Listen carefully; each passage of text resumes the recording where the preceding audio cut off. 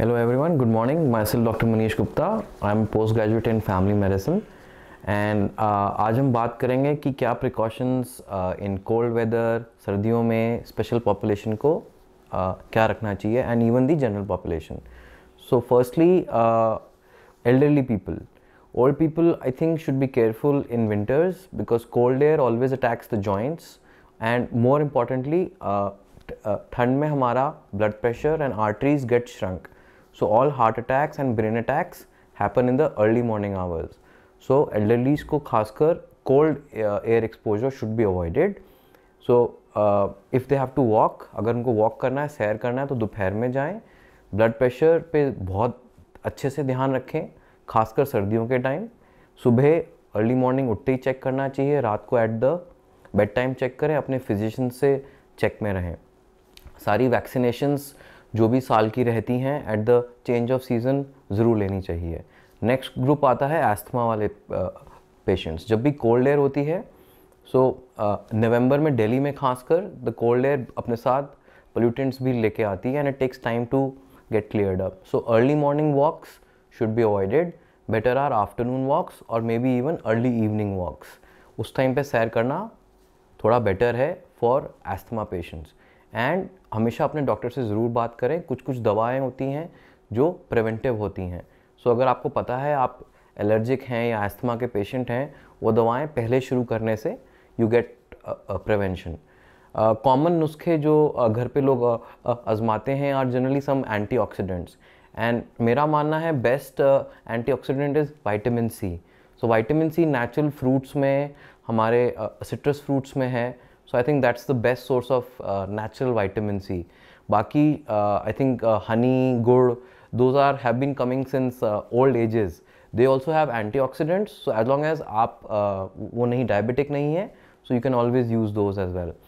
Next group आते हैं children. Again children population they catch cold very easily and some of the आजकल बच्चे are known to have more asthma and the allergies. So again avoid the exposure. And गलती सबसे ज़्यादा क्या होती है, बच्चों को हम एक लेयर खासकर जो इन्फेंट्स होते हैं वो अपने आप को बता नहीं सकते हमें गर्मी लग रही है, हम उनको एक लेयर एक्स्ट्रा ऑलवेज पहनाते हैं. That is also goes wrong. So अपने से एक लेयर ज़्यादा इज़ द रूल. आपने जितना कपड़ा पहना है उससे एक लेयर ज़्यादा रखें and that should be sufficient. And always cold enters from the head and from the feet.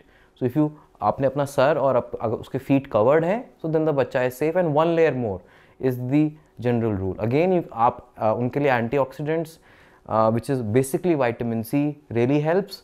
Healthy balance diet always help. So more fruits and veggies जो भी मौसम के हैं वो अपने बिल्कुल दें. बच्चों की वैक्सीनेशन अप टू डेट रखें and be in touch with your paediatrician अगर कोई एस्थमा या वो एलर्जीज है. Next special group during the winter time are people with joint pains और विद आर्थराइटिस. ठंडे में again because of arteries constriction and cold air the joints get more stiffer. So अगर stiffness ज़्यादा होती है इन दी सर्दियों में one can do gentle passive stretchings. So yoga asanas, gentle passive stretching, सिकाई, नमक में तौलिया डिबो के निचोड़ के अच्छे से उससे आप सिकाई कर सकते हैं. There are hot water bottles to also help to prevent that. And of course if it's more must get in touch with your physician. अपने जनरल फिजिशियन ऑर्थोपेडिशियन से बात करें. कैल्शियम, विटामिन डीज, ये बहुत इंपॉर्टेंट पॉइंट है. Vitamin D का role काफ़ी देखा गया है in improving the immunity. So ये point I think I will like to stress कि everybody should be taking vitamin D during winter time and it's not the early morning sun. Classically India में देखा गया है सुबह 10 बजे से 3 बजे तक सन की जो रेज हैं उनमें विटामिन डी मैक्सिमम पाया गया है. UVB स्पेक्ट्रम में विटामिन डी बनता है जो वो हमारे खाल पे पड़ता है और 15 से 30 मिनट का exposure daily enough vitamin D देता है. बट महीने में एक बार विटामिन डी 60,000 यूनिट्स का सप्लीमेंट लेने से आपका विटामिन डी बना रहता है. सो एंड इट इम्प्रूव्स, हमारी अच्छी जीन भी मतलब इम्प्रूव करता है एंड हमारी इम्यूनिटी बढ़ाता है. सो मेरी हम्बल रिक्वेस्ट टू ऑल कि please do follow and maintain good vitamin D levels. Talk to your doctor about the vitamin D thing and must take good doses, not mega doses. यहाँ भी ध्यान रखना है, some people go overboard with vitamin D and उसमें sometimes toxicity हो जाती है. So must take right dosages which is about 1000 international unit every day in adult. In बच्चों में it's about 400 international units every day. So I think that is a requirement. अगर कोई किसी में कमी है उसको ज़्यादा चाहिए, but that has to be assessed with the doctor. So a safe dose would be आप महीने में एक बार 60,000 इंटरनेशनल यूनिट्स का ज़रूर सप्लीमेंट लें. अगर आपने चेक भी नहीं कराया, वो सेफ डोज है, उसमें कोई टॉक्सिसिटी होने के चांसेस नहीं, but it will improve the immunity. I think this is my message to all for the winters.